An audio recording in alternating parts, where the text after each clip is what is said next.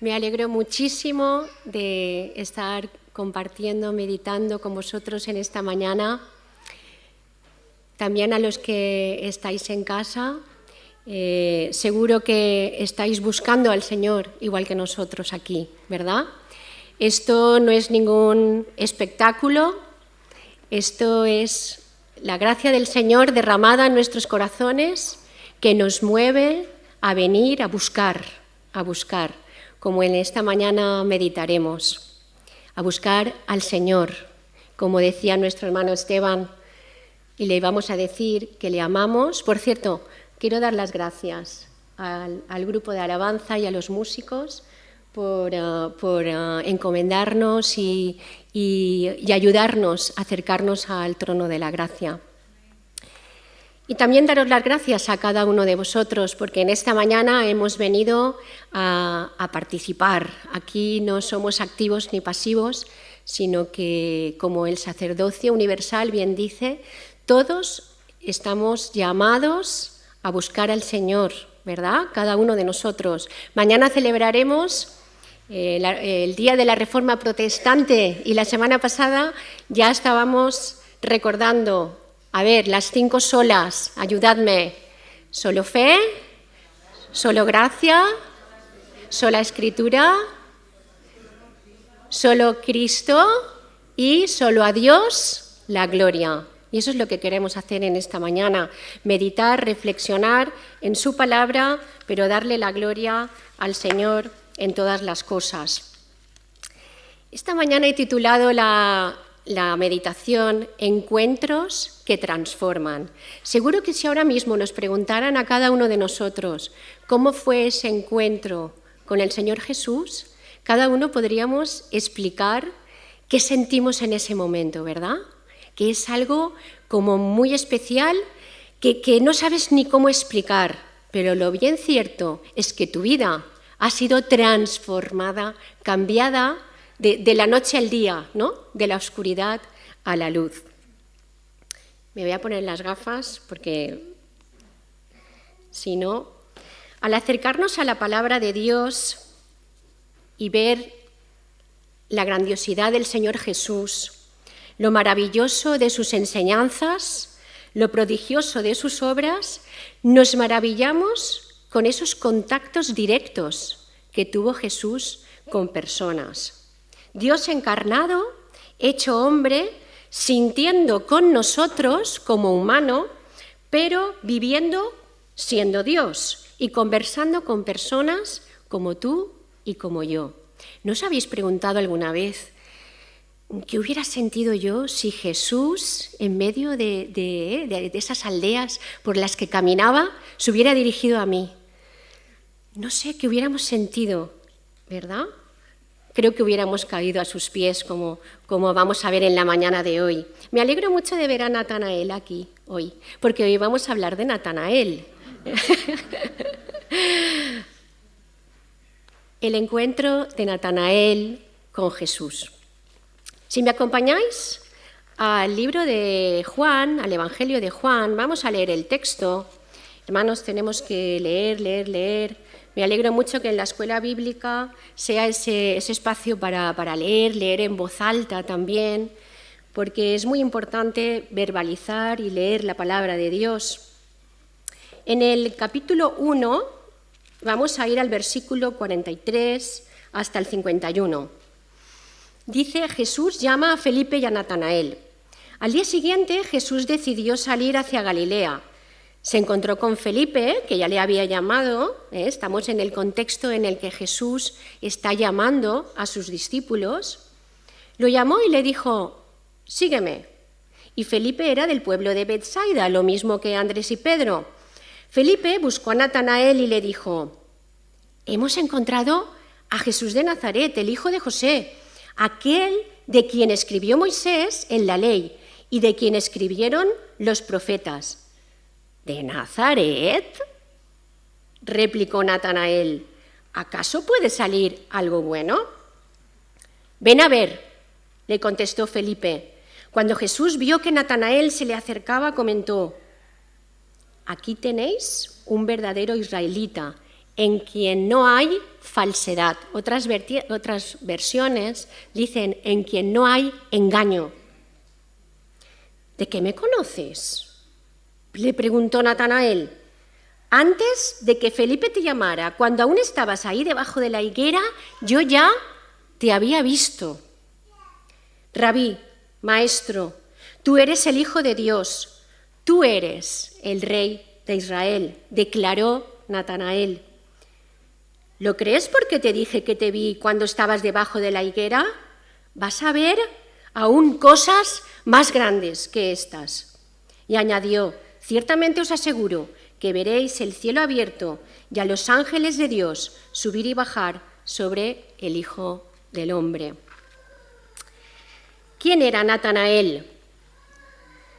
El nombre de Natanael es precioso. Me alegro mucho de que la familia de los Carrasco se siga poniendo el nombre.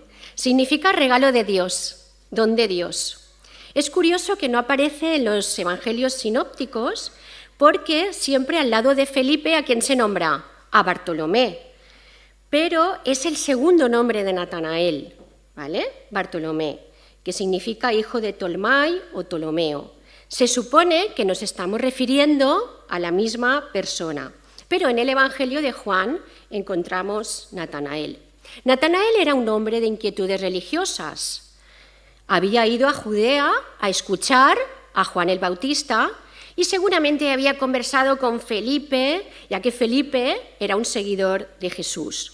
Seguro que formaba parte de un grupo de creyentes auténticos y piadosos, por eso el Señor Jesús se lo dijo enseguida, tú eres un verdadero israelita. No era fácil serlo en aquellos tiempos en el que la religiosidad, ¿verdad? ¿Os acordáis de los fariseos? Las autoridades civiles, todo lo civil y todo lo religioso, ¿cómo estaba? Completamente ligado. Ser judío implicaba cumplir todos los requisitos de la ley, pero detrás de eso, ¿qué había?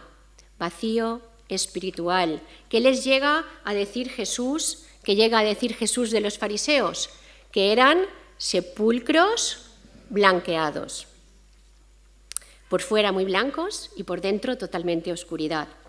Cada vez que se celebraba una fiesta en Jerusalén, ¿vale?, los judíos que estaban fuera, en la diáspora, venían a cantar sus salmos y acudían muy emocionados. Y es que al final es peligroso esa emoción que desligamos de la razón, ¿verdad?, y de la verdadera búsqueda del Señor, porque podrían convertirlo fácilmente en un espectáculo, ¿vale? Pero este tipo de encuentros masivos que hacían podían convertirse en un espectáculo. Esto no está muy lejos de nuestros días, ¿verdad?, en el que muchas veces, por motivos religiosos, hay gente que se reúne y tiene la misma emoción que viendo un partido de fútbol o un teatro o cualquier folclore. Esta era el contexto, esta era la situación. Los que buscaban al Señor de verdad no eran muchos, eran muy pocos. La situación que les envolvía era compleja y perpleja. Había muchas cosas que no entendían y muchos entraban en el escepticismo, la indiferencia y el vacío espiritual. En medio de este contexto empieza Jesús a escoger a sus discípulos. El mensaje de Jesús, del Evangelio, quiere llegar a todas las personas. Y Jesús evangelizó a Natanael, porque Natanael fue un hombre perplejo. Felipe, muy ilusionado, y quizá con ese primer amor, ¿os acordáis del primer amor? Ese subidón, ¿verdad? No existe otra cosa. Le dice, hemos hallado al Mesías. Un testimonio de fe de haber hallado a Cristo conforme a las Escrituras. No uno cualquiera, es una persona, hemos hallado a una persona en la cual se cumple todo lo que nosotros sabemos de la ley y de los profetas, que se ha anunciado siglos antes. Un Jesús histórico, hecho carne y a la vez Dios. Hermanos, es complicado esto, ¿eh? No es fácil de entender.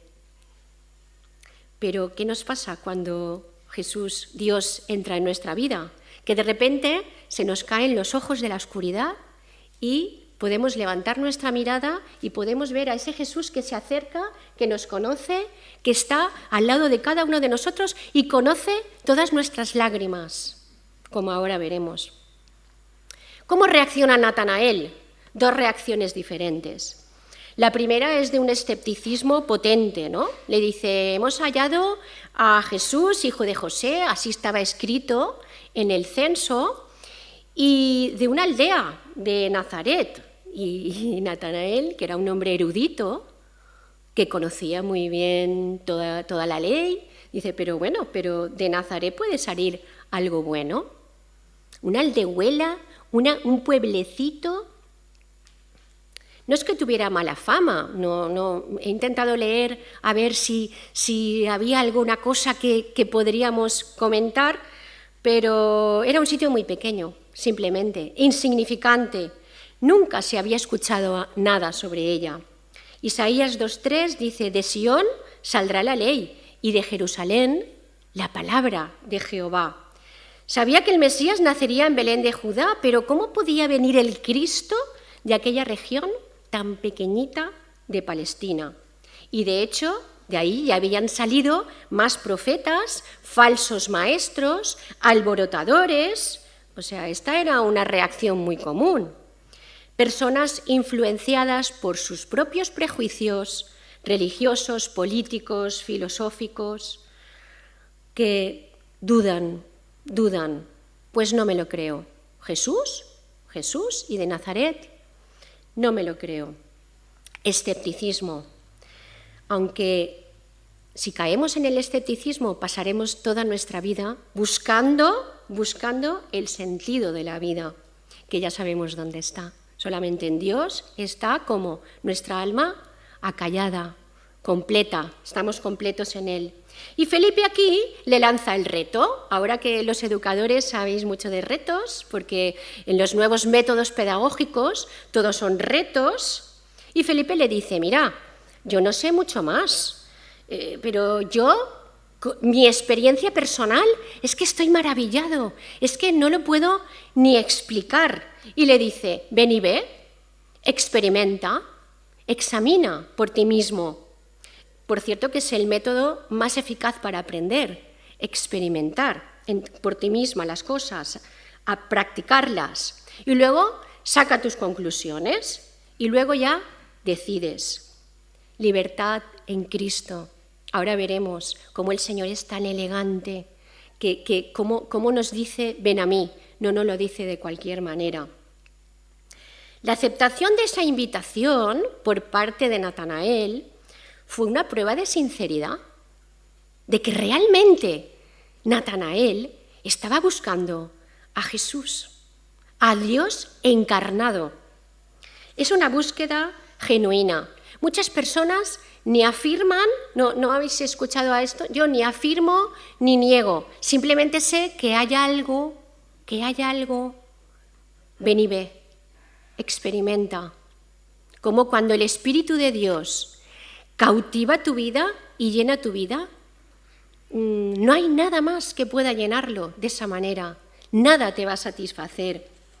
Ven y ve, y si vienes con ansias de verdad y de vida auténtica, encontrarás. Pero ¿cómo somos, hermanos? ¿Cómo es el ser humano? ¿Cómo es nuestra naturaleza que hablábamos esta mañana en la escuela bíblica?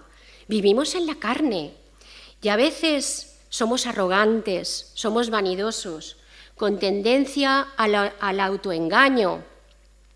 Somos necios y tropezamos una y otra vez con la misma piedra. Os voy a compartir un pequeñito cuento de Jorge Bucay, que me ha hecho recordar a cómo somos, cómo es nuestra naturaleza.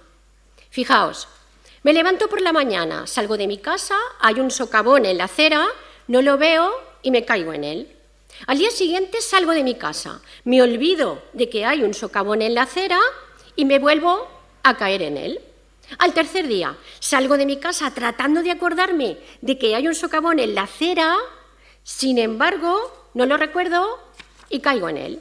Al cuarto día salgo de mi casa, tratando otra vez de acordarme del socavón de la acera. Lo recuerdo y a pesar de eso no veo el pozo y caigo en él. Al quinto día salgo de mi casa, recuerdo que tengo que tener presente el socavón de la acera y camino mirando al suelo y lo veo, pero a pesar de verlo, tropiezo y caigo en él. Y al sexto día salgo de mi casa, recuerdo el socavón en la acera, voy buscándolo con la mirada, lo veo, intento saltarlo, pero incluso intentando saltarlo, caigo en él. Al séptimo día salgo de mi casa, veo el socavón, tomo carrerilla, salto, rozo con la punta de mis pies el borde del otro lado, pero no es suficiente, ¿y qué hago? Caigo en él. Al octavo día ya salgo de mi casa, veo el socavón, tomo la carrerilla, salto, llego al otro lado y me siento tan orgulloso de haberlo conseguido que lo celebro dando saltos de alegría y al hacerlo, ¿qué hago? Me caigo otra vez en el pozo. Y al noveno día ya salgo de mi casa, veo el socavón, tomo carrerilla, lo salto y sigo mi camino. Y al décimo día, justo hoy, me doy cuenta de que es más cómodo caminar por la acera de enfrente. Así somos, hermanos. Caemos una y otra vez. Nos equivocamos. Ahí está la gracia del Señor acompañándonos, hermanos. La gracia del Señor que nos acompaña cada momento de nuestra vida. Y Natanael, como seguíamos en nuestra meditación, aceptó la invitación de su amigo y se encuentra con Cristo, que es el mejor maestro, el mejor pedagogo, el mejor psicólogo, que muestra esa observación de la realidad y muestra esa sensibilidad. Y fijaos cómo empezó la conversación. ¿Os imagináis a Jesús diciendo, ay, Natanael, con tanto que sabes, tan listillo que eres, y no te has dado cuenta de quién soy? Si se ve, nada más verme, ¿verdad? Podría haber empezado Jesús diciendo eso. No sería Dios. Mirad, ¿cómo es que te cuesta tanto creer lo que dice tu amigo Felipe? ¿Os imagináis que le dice eso? Sus primeras palabras son, he aquí un israelita, en quien no hay engaño. ¿Os imagináis la cara de Natanael cuando el Señor Jesús le dijo eso? Sin haberle visto antes. No lo conocía, pero conocía lo profundo de su ser, porque es Dios. ¿De dónde me conoces? ¿Dónde me has visto? ¿Os imagináis la cara de perplejidad? ¿Qué modo más elegante tiene el Señor Jesús de acercarse a las personas y mirar su interior, ojo, y ver todo lo bueno? Qué diferente es nuestra mirada humana, hermanos. ¿Por qué? Porque tenemos tendencia a resaltar lo negativo de los demás. Tenemos esa tendencia por nuestra naturaleza humana. Y la palabra ya lo dice, considerándonos unos a otros, ¿como qué? Como superior a mí mismo. Esto no quiere decir que te tengas que sentir inferior, como en otras interpretaciones, no, sino el respeto, el reconocer todo lo bueno que tienen los demás, porque es por gracia de Dios. Si algo hay bueno en ti, es por la gracia del Señor. Y usando esos regalos, esos dones para la gloria del Señor. La importancia de las palabras. Me ha encantado leer, junto con Dani, hemos leído El poder de las palabras que escribió ayer nuestro hermano Geroni en el devocional, porque justo yo estaba meditando en esta semana en este sentido, el poder de las palabras. Las palabras, hermanos, construyen o destruyen y nos afectan a nuestro cerebro, a nuestras emociones, a nuestros sentimientos, a nuestra razón. Porque tanto lo que sentimos como lo que pensamos, como lo que hacemos, está interrelacionado. No sé si conocéis la anécdota de Thomas Edison, el que inventó la bombilla y también el micrófono. Thomas Edison. Se hizo si queréis lo buscáis, porque es muy bonito, es muy interesante. Es un cortometraje que, fijaos, ha superado los 2 millones de reproducciones, porque el vídeo muestra cómo un joven Edison vuelve del colegio con una carta para su madre. Nancy se llama su madre. Nancy explica a su hijo que, según esa cartita que le han mandado del colegio, en la escuela ya no tienen nada nuevo ni nada que enseñarle, que a partir de entonces ella se ocupará de sus estudios. Esto es de los padres enseñando en casa. Cuando Edison ya era un célebre inventor y su mamá ya había muerto, encontró la carta entre los enseres de su madre y descubrió que realmente él fue expulsado de la escuela porque era un pésimo estudiante y no encajaba en el método tradicional de educación. Esa madre interceptó esa nota y le hizo un bien a su hijo, que luego fue una persona que fue para bendición de muchos, porque hizo muchísimos inventos. Este relato de Edison me ha recordado mucho a lo que hace el Señor con nosotros. Intercepta lo malo y te dice, te he dado eso bueno, ponlo a trabajar, ponlo al servicio de tu comunidad, ponlo al servicio de tu prójimo. Los estudiosos del cerebro ya nos dicen desde hace años que tenemos 3 cerebros. Esto ya lo habréis oído, ¿no? El reptiliano es el que tenemos ahí dentro de todo, que es el de las funciones básicas, el de tengo hambre, tengo sed. Luego está el límbico, que es el centro de las emociones, y luego está el neocórtex, que es ese que nos da sentido al razonamiento, el que solamente tenemos los humanos, el que nos permite pensar y reflexionar. Estos tres cerebros van juntos y determina en muchas ocasiones la manera que tenemos nosotros de hablar nosotros mismos, el diálogo interno. ¿Yo qué, Señor? ¿Pero tú qué me has dado? Pues ¿qué don tengo yo? Pues ¿para qué? Pero si nadie me va a hacer caso, pero si esto no va a servir para nada. ¿No se manda el cerebro a veces esos mensajes? Desechemos esos mensajes.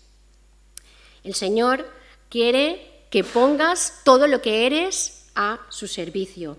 Y es por eso que la Biblia ya nos recuerda, Filipenses 4:8, el apóstol Pablo, que nos recuerda, todo lo bueno, todo lo verdadero, todo lo honesto, todo lo que es de buen nombre, todo lo justo, pensad en esto. Y nosotros muchas veces, envueltos en el vorágine que vivimos, ¿en qué estamos pensando, hermanos? Ojo, esto no es magia, Elsa Punset, que es una psicóloga que conoceréis porque habla sobre inteligencia emocional, en muchos de sus vídeos dice, esto no es magia, es inteligencia emocional.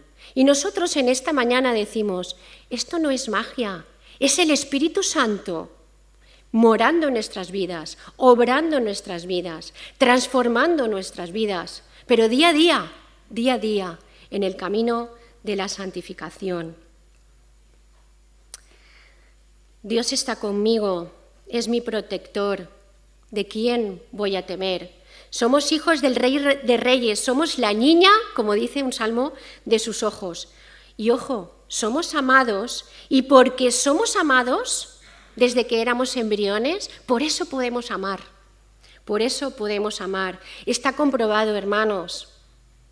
Si no nos enseñan a amar, y ahí podríamos hablar mucho de las figuras de apego, es muy difícil que nosotros amemos a nosotros mismos y a los demás. Es por eso que aprendemos del Maestro, Señor y Salvador, que es amor por excelencia. La entrega, el sacrificio de Jesús, ¿qué es? Es la demostración más sublime del amor. No hay amor más grande, no hay amor más trascendente que este, para sentirnos, como decíamos la semana pasada, justificados. Nuestro querido pastor Eduardo de Las la semana pasada decía una frase que a mí me encanta, que decía, está prohibido amar sin demostrarlo. Es así, el ejemplo que nos ha dado el Padre es un ejemplo de amor. La segunda frase de Jesús que le dice a Natanael, cuando estabas debajo de la higuera, yo te vi, pero no es un ver solamente superficial, sino es un mirar, focalizar. En muchas casas judías, en la parte posterior del patio, había una higuera o una vid, porque en el mundo judío era símbolo de prosperidad, y he sabido que los israelitas piadosos hacían sus oraciones y sus momentos devocionales debajo de una higuera. Eran horas de intimidad, pero Jesús le vio. Jesús te mira siempre. Jesús te conoce, Jesús sabe que estás ahí, Dios sabe que estás ahí. De inmediato Natanael, que es muy inteligente, se da cuenta, discierne de que delante de él, ¿quién hay? Maestro, ojo, maestro, Hijo de Dios, Dios, Rey de Israel. ¡Qué gran declaración! Es una de las declaraciones más claras y contundentes. ¿Os acordáis de Pedro, que estamos estudiándolo? ¿Quién dicen que soy yo?, le dijo Jesús. Tú eres el Cristo, el Hijo del Dios viviente. El Señor nos sigue conociendo, conoce tus dudas, tus problemas, tus inquietudes, nuestra indiferencia también a veces, nuestra incredulidad, nuestros sufrimientos morales, todas nuestras necesidades. El Señor nos conoce, hermanos. Se encontró, se fijó en Natanael y ahora se fija en nosotros, en cada uno de nosotros. El Señor sale a tu encuentro, como Ana dice siempre en sus oraciones. El Señor salió a su encuentro, invisible pero real. ¿Qué sucede entonces? Que te acercas al Evangelio para examinar a Cristo y de repente te das cuenta de que te descubre, de que te pone de manifiesto lo que somos y quiénes somos. ¿Os acordáis de la samaritana? Que en un momento Jesús le explicitó toda su biografía. Nos parte el alma, hermanos. Cuando nos encontramos con Dios y su palabra, eso nos parte el alma y nos atraviesa como una espada. Cristo nos conoce. Muchos no le entendieron en su época y muchos siguen sin entenderlo en el día de hoy. No es fácil, pero Jesús, con su ejemplo, dignificó y rompió todos los códigos culturales de su época, ¿verdad? Habló con mujeres, se acercó a los niños, comió con recaudadores, con publicanos. Hermanos, nuestros hechos juzgan nuestras palabras. La fe en Dios no es una opción más, como se vende en el mercado, ¿verdad? En el mercado de la fe. Es la auténtica verdad. Es esa fuente que te dice, ven y ve, como le dijo Felipe a Natanael, y bebe, porque si bebes de esta agua, nunca más vas a tener sed, porque pone eternidad en nuestros corazones. El Señor conoce tus virtudes, el Señor conoce nuestros pecados, pero ante ese encuentro que Él sale delante de nosotros, no podemos hacer otra cosa que caer a sus pies, porque el Espíritu de Dios despierta nuestra conciencia y despierta la convicción de pecado y de necesidad de arrepentimiento. ¿No habéis oído muchas veces muchas personas que dicen, si yo no hago mal a nadie, yo soy buena persona, ¿verdad? Cuando compartes en algún momento el Evangelio. Conciencia de pecado, hermanos, no hay justo ni aún uno. Jesús tenía un interés personal en él, le había mirado con amor, como nos mira Cristo. Cristo no nos descubre para condenarnos o para decirnos, ay, si es que lo podías haber hecho un poquito mejor o si lo haces de la otra manera. No, ni para recriminarnos. Nos descubre para salvarnos y para que vivamos por Él y para Él. La mirada de Jesús no es una mirada cualquiera. Es una mirada de interés profundo y provoca un cambio inmediato. Fijaos lo que provocó en Natanael, que pasó del escepticismo de ¿cómo puede ser de Nazaret? ¿Pero qué me estás contando, Felipe? Nace una fe y reconoce ante sí a un gran maestro, el Hijo de Dios, ante el cual solo hay un camino. Cosas más grandes verás, cosas que estas más grandes verás, le dijo Jesús. Para un judío piadoso, estas palabras son reveladoras, porque conocedor del Antiguo Testamento, ¿sabéis a qué le recordaría Natanael? A el encuentro de Jacob con Dios a través de la escalera, el sueño de Jacob. ¿Os acordáis que subían y bajaban ángeles por la escalera? ¿Vale? Eso significa la comunicación de Dios con el hombre. A partir de ahora, ¿quién era el mediador? Jesucristo hombre, que lo pone el texto. Jesucristo como escalera, como el único camino. Ese corazón de Natanael pudo entender que no solo el cielo se abría de cualquier manera, sino que Dios mismo, a través de la persona de Jesús que tenía delante, iba a abrir ese puente. Cristo murió por nosotros para ser justificados. Y Natanael, a partir de ahí, creció con una fe sólida y radiante. Solo Cristo es el mediador y salvador. Solo en ti hay palabras de vida eterna, le dijo Pedro. Y ninguno de los que siguen al Señor de corazón quedará defraudado, porque Dios es fiel a sus promesas. Muchos podemos decir que Cristo salva o me ha salvado, pero aún podemos estar viviendo en la sombra. Salgamos de la sombra. Iluminemos, Él quiere ser el Salvador de todos los hombres. Y en el día de hoy, a través de su Espíritu y de su palabra, si todavía no has encontrado a Dios en tu vida, búscale de corazón, porque Dios, a través de su Espíritu, va a orar en ti. Él te invita. La respuesta depende de ti. ¿Qué hay en Natanael? Natanael hay un tesoro, pero no un tesoro cualquiera, no de baratijas, de esos que dan el pego. No, Natanael encontró al Dios verdadero. ¿Os acordáis de la parábola del tesoro escondido que aparece en el Evangelio de Mateo? Precede inmediatamente a la de la perla de gran precio.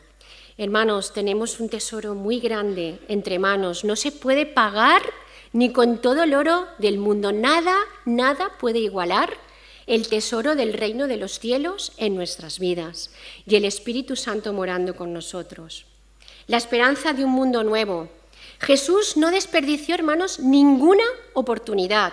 Y ahora, ¿qué les dijo a sus discípulos? Ser sal y sed luz. Salar la vida no es tarea fácil. Vivimos en el mundo, ¿verdad?